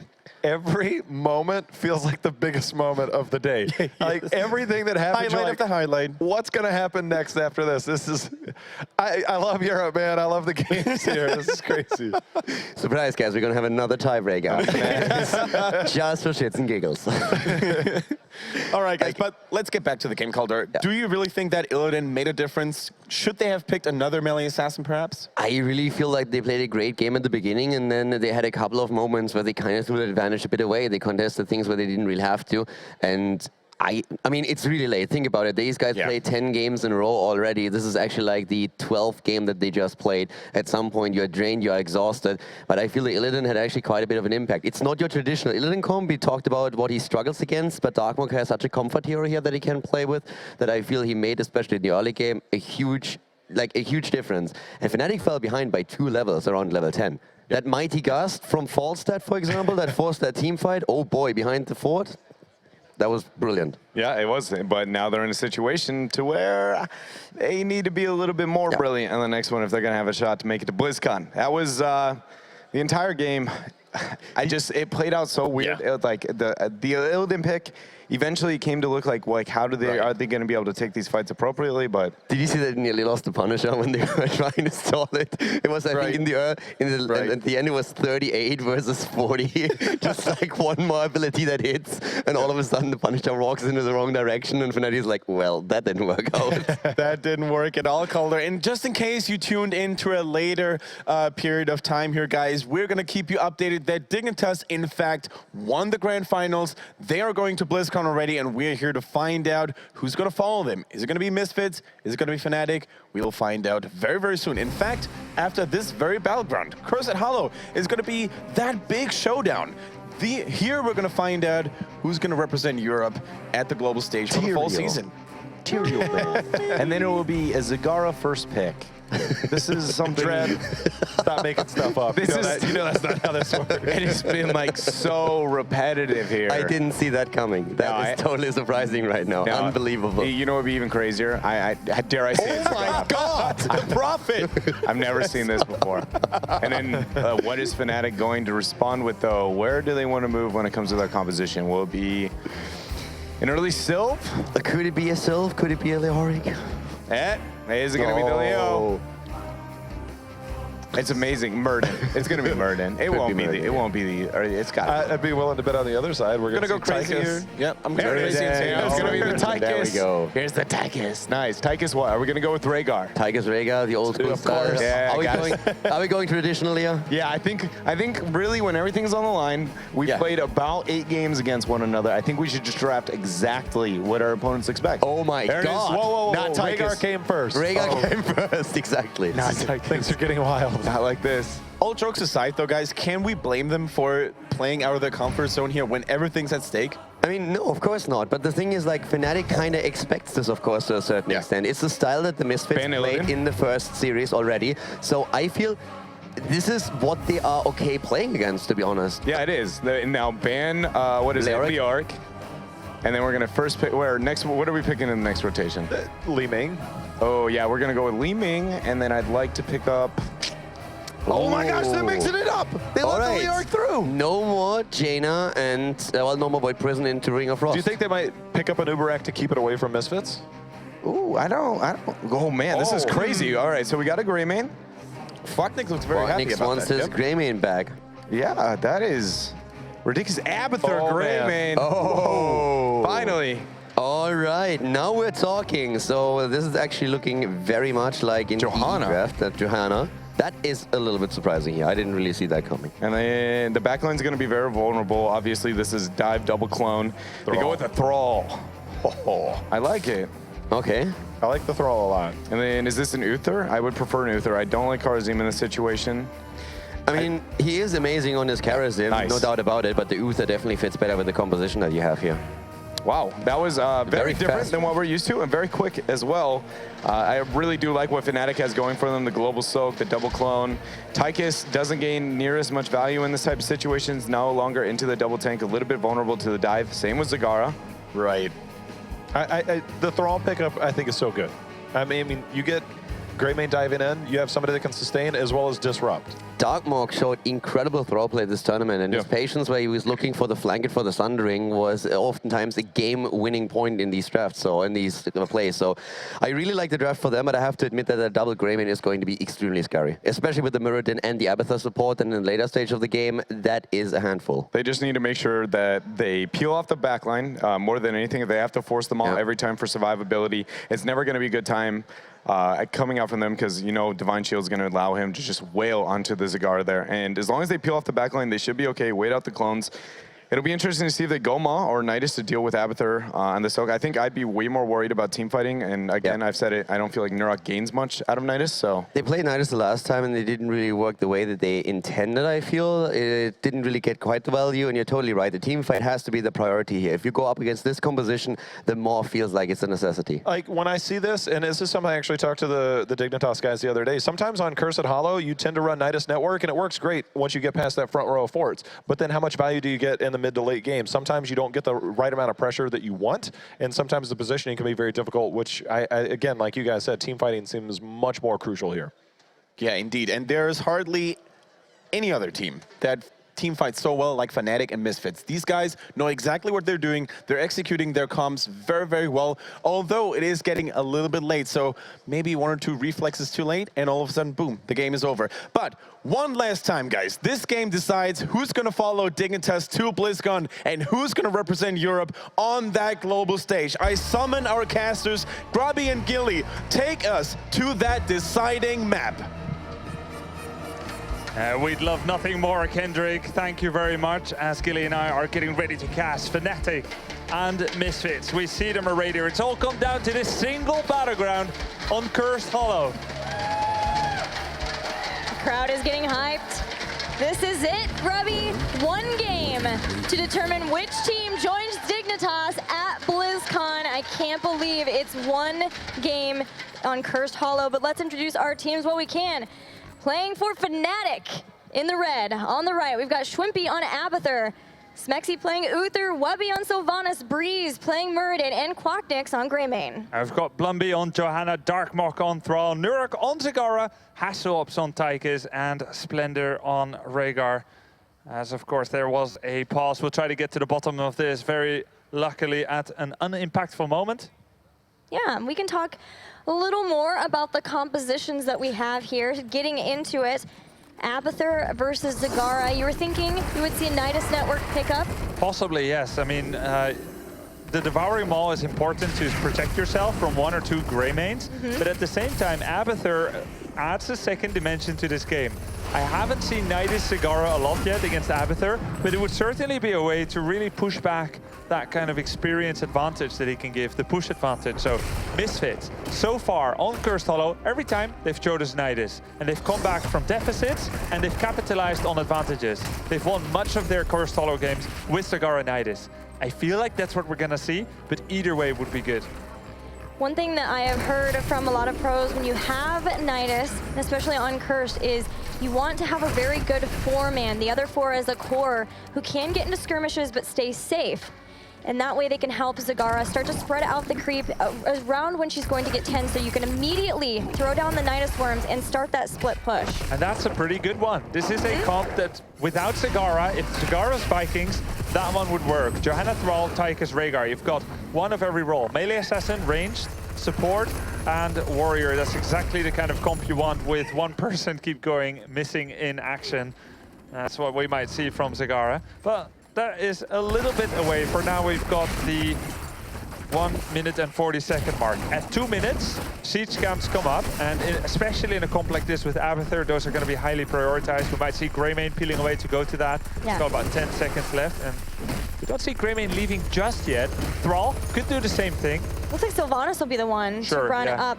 Since she's there in the mid, Abathur can get the soak for the team there, but he can still help out as well with Wubby. Meanwhile, Thrall and Rhaegar rotating to do the same for Misfits, so it will come down to who gets the luckier first tribute spawn. Yeah, exactly, because of course the siege camp for Misfits will push north, so they want to tribute south, so they can clear and capture.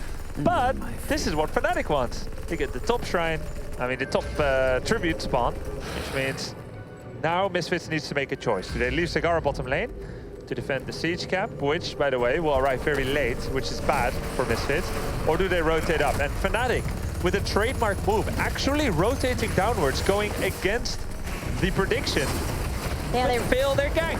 They rotate down, they don't get the gank, they want to get towers though. Uther stalled out the tribute one time, but it was picked up. So that's it.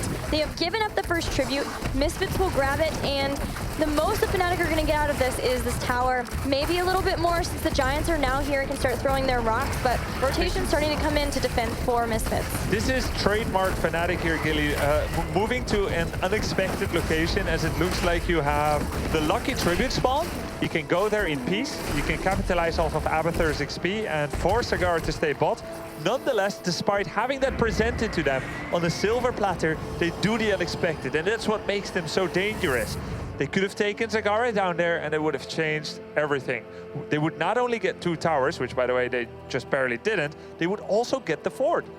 But as it was, they left the Giants and only Uther to defend up in top versus those Giants, and Smexy wasn't able to really do that. That's not an Uther thing to do, right? You're trying to defend Giants all by yourself. No. So they actually ended up losing a little health on their fort, nearly losing the well and both of the towers on top. Yeah, it looks like we're having a bit of a camera moment, but there we go. We are able to move again. Nothing happened yet.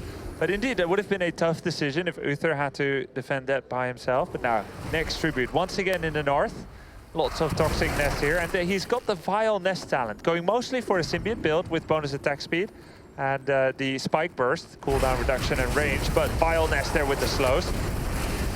That's indeed going to help Quacknix have increased attack speed, wanting to use potentially with Worgen form where you get 40% increased attack damage to be able to use those in quick succession and pick up a kill. No Wizened Duelist. I didn't know if maybe we would see that, but I don't think I've ever seen Quacknix pick it up, at least in this circuit, the fall circuit. Instead, still getting Quicksilver bullets, wanting to go for the safer route and builds for Greymane. Yeah, definitely. It's a very risky choice, Wizened Duelist. It also comes against a team that is quite difficult to die, Johanna and Thrall. Very true. And of course, Greymane is not really going to play this game very safely. He's going to jump in, get a D-shield, and if he can delete 2 targets and die, that's fine for him. But until then, he wants to play a bit more safely until his team is ready, going with that Quicksilver bullets. 2 tributes to the name of Misfits. Now, this is not entirely unusual when you're going up against Abathur, because Abathur, until he has Ultimate Evolution, is not truly a full team fight presence. You can liken it something like to a 4.5 versus 5, if you will. Now, when you get Greymane, 2 of them, the copy of Greymane is even better than the original. It is. Because he's got his bonus movement speed, which Ultimate Evolution gives, and bonus ability power. 25%, I believe, both. Yeah. It's going to be pretty powerful, but until that time, Fnatic is giving Misfits space. Yes, the Greymane copy. Anytime you can copy a hero that has a very good trait, that's why you also see a lot of Jaina Ultimate Evolution targets, because, again, increased ability power makes them so deadly. You have to deal with a Greymane clone. You can't just let it go onto your backline. You can't let it do whatever it wants.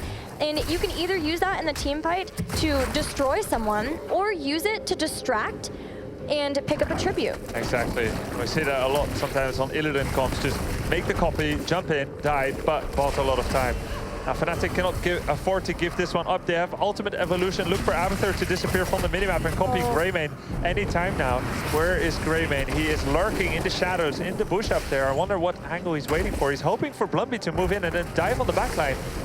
There we go. Where is the copy? First Symbiote, as Fnatic doesn't seem to need the Evo, because they know Thrall is in the north.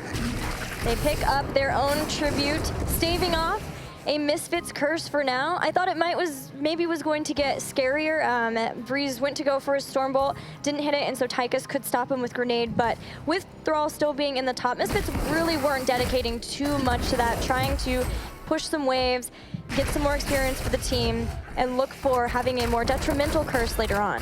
Why do you think Thrall stayed north? There was no camp pushing there. He just wanted to deny Abathur XP. They gave away one. I really wonder, but maybe we get to ask that in the winner's interview. Who cares, anyway.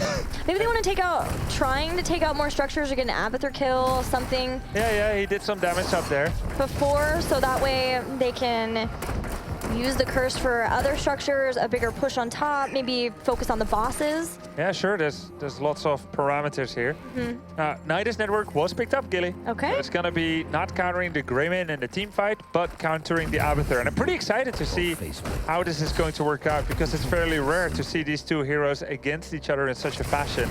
Both have a global presence now. There is a tribute spawning. It's in a defended position for Misfits. Misfits had Zagara helping to defend a mercenary push on the bottom lane, but she's coming up now and wants to start putting some creep down. Nidus Network doesn't just give you the ability to teleport between your Nidus forms. It also gives you battle momentum when you are standing on the creep. So it's very important that in the team fights, you're trying to stand on creep whenever you can, and for your opponents to clear up those creep tumors whenever you see them. Yeah, exactly. It makes it more proactive for both teams really to worry about that during the fight. Splendor in a bad position. He gets stunned. Double Greymane jumping in on Splendor, but it looks like he will get away. Hasselhoff went for Bubby. He is now finding himself in an awkward position, but is getting the minigun off on Breeze. Breeze jumps away. Schwimpy's copy has gone away, and Zagara in the meantime was clearing the bottom, but they managed to secure this tribute and the curse, mastering this chaos. What a tense moment there. The drill did a lot of damage. It didn't take anybody down, but it did push Sylvanas all the way back. Wailing Arrow was used very early on in that fight, and the clone didn't quite get the amount of distractions or the amount of damage done that they quite needed. So at this point, they are going to have to eat a curse. And it's up to Misfits to get a lot done with this, because it is 3 tributes is a lot to dedicate to a curse here, but they have a lot of people. Schwimpy needs to run away, slug away as fast as he can, even tunnel before this gets really dicey. He'll go up top to try to help defend here. That has been spotted. Zagara could go to a Nidus behind her own fort. That's what she's making. And now she can go to the top. Look at Nurok. Watch him pop out in the north. No, that's the south. Okay. He needs a new compass. Get on out of there. But that fort is probably going to die anyway. And Fnatic are getting aggressive. They have Ultimate Evolution, but a little while longer until Divine Shield and Wailing Arrow are available. One fort down, a second fort, and Zagara with a huge push on the bottom lane too. Yeah, South was definitely better. Yes. They could rely on the minions to take it out with only Abathur defending, and this was a perfect first curse. 3 forts? 3 forts. It's what you want. Yeah, a lot of times you're happy with 2. 3 forts is just icing on the cake. Yeah. 0 forts is terrible. 1 fort is like meh. 2 forts is good enough, and 3 is just perfect. Now the bosses are available. 13 here for Fnatic. So they're on the even talent tier, but a level behind. They know that bosses are going to start to become the point. Instead of maybe contesting here, Breeze still checking. He's like, okay, you guys are still here? Good, I'll back off.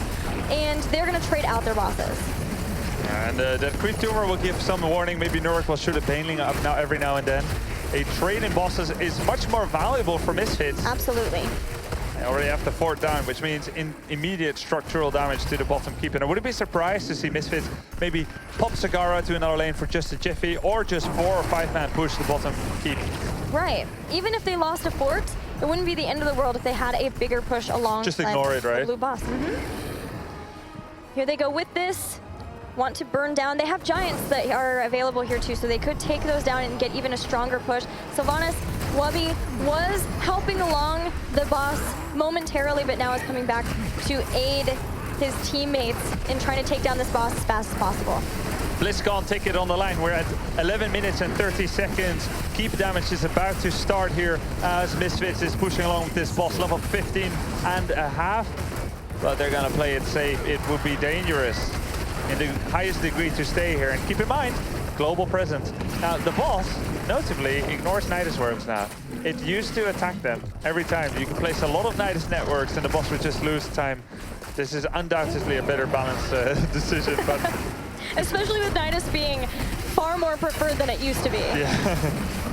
That will be a constant source of irritation for boss supporters, for the red team in this case. At this point in the game, 16 is here for Misfits, but Fnatic aren't far behind, and they haven't lost any keeps.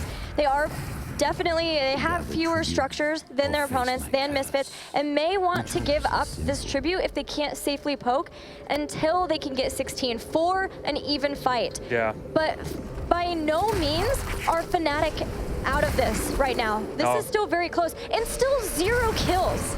Yeah, we're back to our Sky Tipple games. I mean, they killed Ultimate Evolutions, but that's it. This is incredible. There were so many fights. There were, but... Fnatic has this huge power spike at level 20. With Hive Mind Abathur, that means once he puts a symbiote on a target, it will search for a nearby allied hero and put a second symbiote on them if they stay within that range for a second. And it will stay permanently until you dislodge or increase the distance between those 2 heroes. Imagine double symbiote on Greymane and Muradin, giving them both bonus attack speed, self-healing, slows on the enemy, bonus damage. It's gonna be incredible. It will be, and they both have their versions of Executioner. The normal one for Greymane. Oh my god. Give him the axe for Muradin. And Sylvanas has taken Cold Embrace as the normal part of the build, so they have the potential to make somebody vulnerable. Abathur's still considering, though, what he wants to pick up here at 16. Yeah, I don't think he's going to go Volatile Mutation, the Burning Rage on the copy targets, but I think he's deliberating between the Metabolic Boost. I don't think that's what it's called, actually, but it's the level 16 shield that gives 30% bonus movement speed during the duration of the carapace. Right. Or he wants Envenomed Spikes, the 2-second 40% slow. Both are pretty good. They achieve the same thing, but when you have Hive Mind, it's kind of cool to speed up both of your targets, giving a lot of mobility. He's delaying that choice. Yeah, it does come down to if you want to give the mobility or hit the slows, but slows would help out with Executioner. He's gone for the slow, and it makes sense. It makes a lot of sense. This is a point for a big team fight. They're at the same talent tier. We have 0 kills in this game. I'm ready for some action at this point. There is a Gilly's tribute. out for blood. It's time. As one tribute apiece, neither is 100% invested in this, but of course every tribute is one step closer to that curse. Dark Mok continuing to threaten at the top. Shrimpy getting some bonus XP, and that's a initial step towards level 20. Again, one of those Western shootouts here, Gilly. Just like on Sky Temple, around the boss. It's exactly Where's what Clint Eastwood? Where is he? No Jimmy Rayner here. Nope, but we do have a Tychus. That's the next best thing in Heroes of the Storm, unless you're a Nova friend. Dark Mok dodging the Stormbolt, landing the Feral Spirit. And of course, we see this flank not just to initiate a Sundering from the flank, but also to dodge a 5-man Wailing Arrow. It's not even just fancy play. You've got to move in different aisles, but it makes it so exciting because you've got all these mini engagements. Zagara was here for a while, and Shwimpy was pushing in the mid. Now, Zagara has jumped to the mid to defend that minion push. It's starting to drain ammo from the towers there. Once Fnatic see this, you see them move forward. They're going onto the point. Dark Mok takes a lot of damage nice right cleanse. away. Very nice cleanse by Splendor on Dark Mok as he gets away. The Greymane copy has been made. He's going to kill Nidus. Nidus networks, but not fast enough. Nurk is back, and the tribute has not been taken. Now suddenly, with the copy down, Fnatic has to get out of here. Breeze going away. They have to use Divine Shield to keep him alive, and that is it. Fnatic will disengage from this. And I mean, it's tribute number 2 for Misfits, as both bosses are available. Ultimate Evolution comes back so fast, 28 seconds, which means if there's a little bit of time buying, Fnatic can potentially move in with the second Evo. But the thing is, Misfits didn't put that much into it. They lost the Laser and the Blessed Shield, but they still have Ancestral and Sundering, arguably the 2 most important ones. Yes, I absolutely agree. And the Sundering is really going to be important too for boss contention, boss control, because you can shove people to the side. There's no Maw this time to steal a boss away, but you can try to shove people aside long enough to zone them out and steal a boss away. Very much so. Many of the heroics are coming back here, Gilly, and we were wondering, is Zagara a worthy opponent of Abathur in terms of map push and XP? I'm taking a look at the sheet, and Abathur has an XP contribution of 16,000, and Zagara 16,000 and a little bit, with 50% more siege damage than Sylvanas and almost double of Abathur. So Zagara definitely proving to be a match, both in global experience, so it played well, and the siege damage itself. So a very interesting duo objective-based play. You've got the team fights and you have this map control. And part of that came into the early game for this too.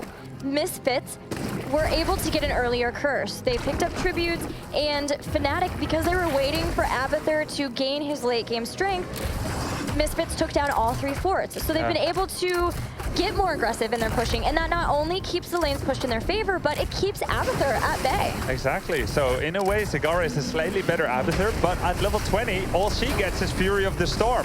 What Fnatic gets in Abathur is Hive Mind, which is arguably a little bit better, quite a lot better. Very much better, arguably.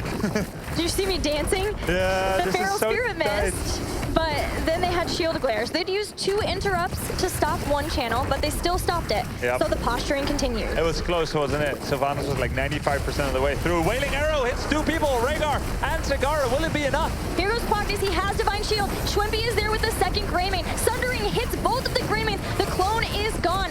The Dragon Laser Drill pushing all the members of Fnatic back. And again, Fnatic go for this big engage. They don't get it. They have to disengage. They will get out, but they have to give up another tribute. Well, Fnatic got the tribute. They landed the Wailing Arrow. Oh, they did? Yeah, this was incredible. He shoots the Wailing Arrow and he's like, see ya, guys. Like, I don't care about this anymore. He just shoots the distraction. arrow. Yeah, he shoots the arrow. There's a Divine Shield and the Greymane jumping forward with the copy. And all that it was about was getting the tribute. Well, this is a good stall. They have time. 0 versus 0 takedown still, Gilly. This is nuts. This is absolutely nuts. I wonder if this is a record. Okay. Fnatic gets slow the ball. him down, slow him down. He does. Can they get out of here, though? And it's going to be an immediate route. There always is. Hasselhoff narrowly dodges it. Wow. They start to attack the boss. Once Nurk gets on creep, he's going to have so many roach paths, so many banelings, and of course, an immediate rotation to the bottom boss. Now we've got level 20 versus 19.6. I say bye-bye, sayonara to the boss, and go to the bottom. But problem, but there's also a tribute. So two very compelling objectives. Oh, Nurok! This used to be a battle of wills, and now it's actually A battle of worms. a real battle. Locust versus Vitalis. There we go. Okay, tribute. Tribute more important than bot boss. Yes, I get it. It's easier to take, but good position for Fnatic. And the boss is still attacking in the top. Just gonna check its HP. It is at 10%. So it's just gonna kill the tower and that's it. There's a big minion wave that Sylvanas was able to secure in their run to the bottom boss. And that means both teams have 20. Hive Mind finally Oh, here. wow. Had to use Bolt of the Storm and Divine Shield on Wubby. Copy has been made. Once this Greymane copy runs out, there's nothing left for Fnatic to fight. So they're gonna try and take the tribute again. Wubby, they're trying to get that, but Chain Lightning into Feral Spirit means they have to run away. They gotta give this curse away, Fnatic. Greymane cannot jump in without D-Shield. It was used. What are they going to do? What? Sylvanas, Wubby! Wubby? Okay, Willing Arrow was used. Now he is running. Wubby. Wubby's surviving. Okay. Is this the distraction of the Century Okay. to get it again? They don't pick it up, but neither is Misfits. He just haunting wave through a Sundering twice to get to the other side. But as fancy as it looks, that's still a curse. My curse. Okay, here we go. Curse for Misfits, 0 kills, 21 minutes. Imagine the game ends with 0 kills. It will be unprecedented, a record that will likely never be broken once again. And we got to cast it. What an honor, Gilly. I don't know. There- Ask me after if that's an honor. Normally, the general rule of thumb is don't use curses to secure bosses. Do whatever siege damage you can, and then at the final 10 seconds, get a boss. But that is early game curse, it's a mid game. Right. This is a late game curse. Boss is everything now.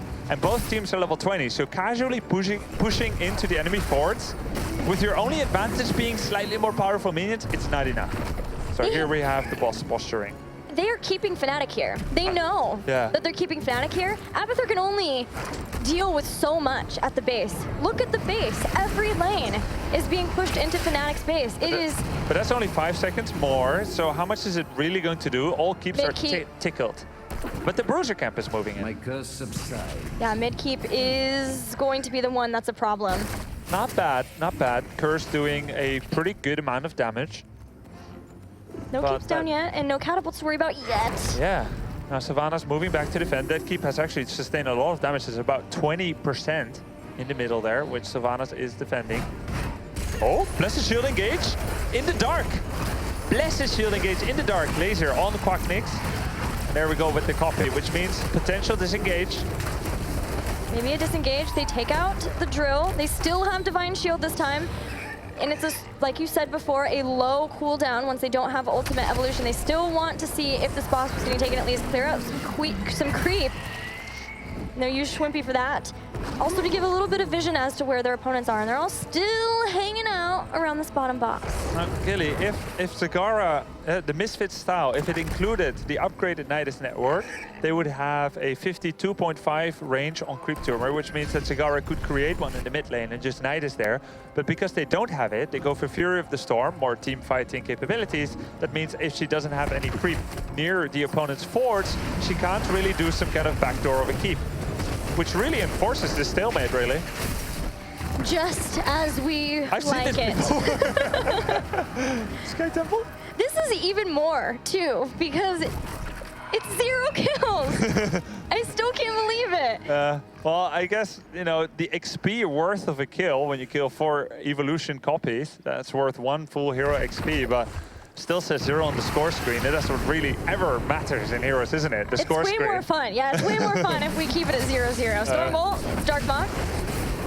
This Turn is that back incredible. on. This just shows how much this means. Tribute here at the bottom, which is kind of good for Misfits, because there's the siege camp at the bottom. Could have been difficult for them to split their attention otherwise.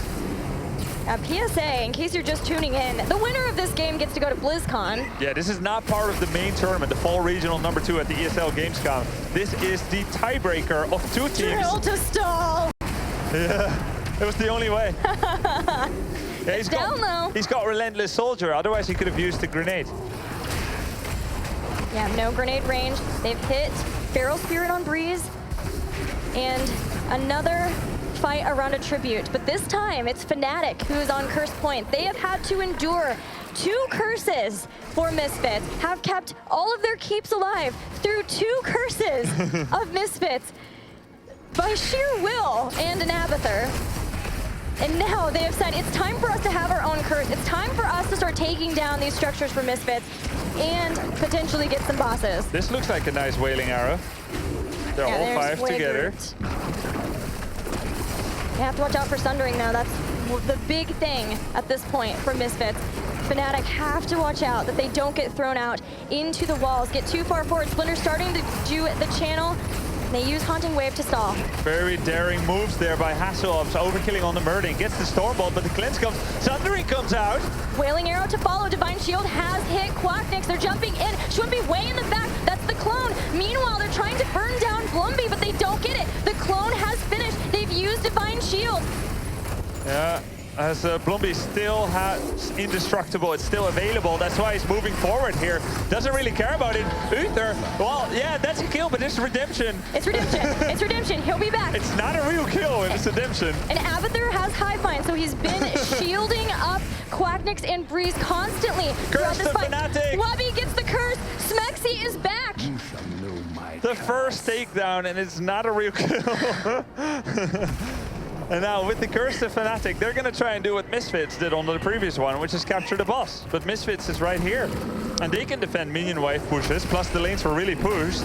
They can use the Nidus networks from Zagara to defend. Are they doing something sneaky?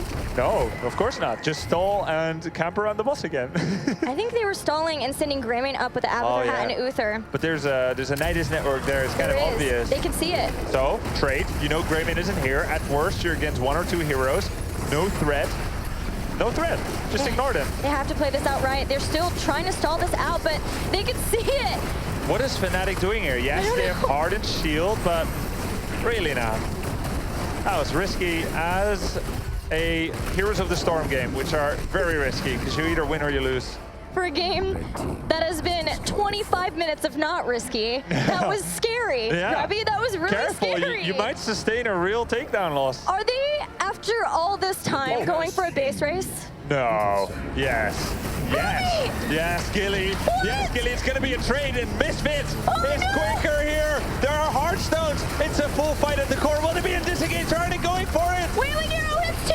Rhaegar is down. Sundering comes out. They took it out. No, Misfits lost 2 already. Fnatic is defending 3 down. Oh my god. To risk it all after all this time. Oh my god. I can't believe it. They take him down. Blum is the only one left. Indestructible was procced. We're seeing the body of Brawl. Johanna's down. I hear the yells. This is incredible to risk it all, but the bot. No. That's too much damage. There's Hivemine and Greymane. The boss is gonna end it for them. 28 minutes into this cursed hollow game. Misfits risked it all. It looked like a good move. Honestly, if Fnatic was 3 seconds slower, that would have been it. Can you hear that? Can you hear the yells? I can hear it. It's so the yell of we're going to BlizzCon. Fnatic has gone through a game with 0 takedowns on both sides and have suddenly, in the most unexpected moment, done the right thing. It all came down to this. They've done it. They were down. They lost to Misfits. They thought they were out. They win the tiebreaker. Best of 3. Fnatic are going to BlizzCon. What a crazy game. Incredible how it ends like that. But for Fnatic, the journey continues. They have battled through lack of food, being eliminated from the tournament. They got their 2nd place earlier at DreamHack Valencia. They have had such a long day here. They have had their fate outside of their own hands, resting completely on Dignitas beating Misfits. But they got one more fair shot against Misfits. It goes to the 1-1. They have a tough game. Abathur gets counted by Zagara, but vice versa. And then finally, Gilly, they have done it. What an incredible performance by them. Fnatic finally taking top 2 in Europe again and winning this tiebreaker. They will get to represent Europe for the first time at a global championship. And what a championship to get to be at BlizzCon itself. A huge congratulations to Shwimpy, Smexy, Wubby, Breeze, and Quacknix, who have endeavored through tournament after tournament and have finally indeed made it Meanwhile, commiserations to Misfits, who have played a beautiful tournament and will be licking their wounds for, no doubt, the next tournament. Let's see what Fnatic, Gilly, has to say about this one. Paul, take it away. Yes, thanks very much, Grubby. I think they're pretty happy right now. What are you feeling right now? Is it relief? Is it satisfaction? What is it? Can I take? No, okay. Okay, so I don't know. There are not words to describe like my feelings or the team's feelings. I'm pretty sure. But first of all, I want to give mad respect to Misfits for like what they've been through. Like for the last 5 hours is insane. The way they can keep playing at the very highest level after playing 3 intense series, every series to the maximum amount of games as well. It's incredible. So, like, I already had like mad respect for them, but I don't know what to say. Like, you guys are insane, and I would say we're pretty lucky that we win this game. The way we win it as well is unbelievable. What's going through your minds at the end? I don't know. The fact is, like, okay, so we're actually faster at killing core, but they were a bit faster, and we were just like, okay, we just base race. And then, like, when we have just passed the vision, we see them show on mid, and we're like, oh fuck, mid keep is actually so low. So they will core before us. So we all just press B, and like, we're all desperate. Like, everybody's desperate in the situation, so we just try call targets and kill whoever is doing damage to the core. How do you all keep calm when you've recalled? And who did go on first, and how does it all stay together? I mean, we weren't really calm. Like, it was just screaming the targets you went on, trying to make sure that a target dies like as fast as possible. So to maximize our chances of actually defending the core.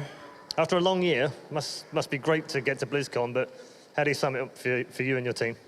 Yeah, it's amazing. Like, so we have had some roster swaps, but we have finally found a place where we are like really happy with the roster, and we're gonna keep working for sure. And I think we will do great at BlizzCon as well. And yeah, like the fact with this year is that we have been so close to qualifying for the globals before, and like no matter what, no matter if it's BlizzCon or any other global, I just want to be at one global. All right, well, you've done that. Congratulations, well done. We'll see you at BlizzCon. Let's head back to the panel, get their final thoughts on an amazing end to day 3. Thank you very much, Quacknix and Red Eye, and we just have to pay respect to Fnatic and the Misfits. I mean, they gave us the highest level of entertainment that we could have possibly hoped for. Both teams showed amazing team fights and, of course, an amazing amount of focus and concentration, guys. But in the end, it was Fnatic who reigned supreme, and it is going to be Fnatic who's going to represent Europe next to Dignitas. I'm getting goosebumps just thinking about that game. I mean, the tension, there was no kills for how long? And then the way that ended in one of the most dramatic endings, and to hear, insane. Fnatic, it's amazing. This entire tournament is out of this world. This day, I mean, think about the games that we've seen. The semifinal goes to the 5th map. The grand final goes to the 5th map. Misfits have to play again. They were destroyed. They win the first one, and this ends in the last map. Like, it went to the limit. And as Quacknix already said, Fnatic, they have so much respect for the Misfits, and for good reason. What these guys did today was it was insane. And right now, Fnatic going to BlizzCon, I mean, both of these teams totally deserved it. I'm just very sad that we only have 2 slots. All right, and Dr. Dread, I want to hear your honest opinion on how these 2 new European champions are going to perform at BlizzCon. Excuse me, of course, Fnatic, not the European champion, but the representative. I think Dig, I mean, they have a lot of experience on the international level, and if they refine a couple of things, expand hero pools and strategy, I think they have a lot of opportunity. For Fnatic, they're very young, and they seem to be a team that's trying to figure out what their even own playstyle is.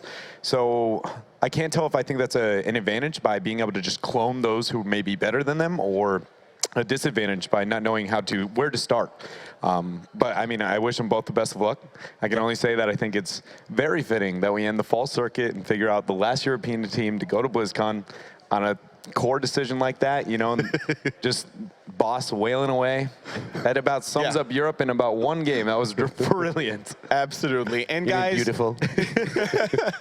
and guys, it was one hell of a day. It was long, we are excited, but also we're kind of exhausted right now. And I'm pretty sure you guys feel the same. So thank you very much for your attention and of course your loyalty for staying with us. Use the hashtag HGC if you want to let us know how you felt about this tournament. Of course, if you're looking forward to BlizzCon, I can't even talk right now, but you guys all knew that. For now, though, I'm going to peace out.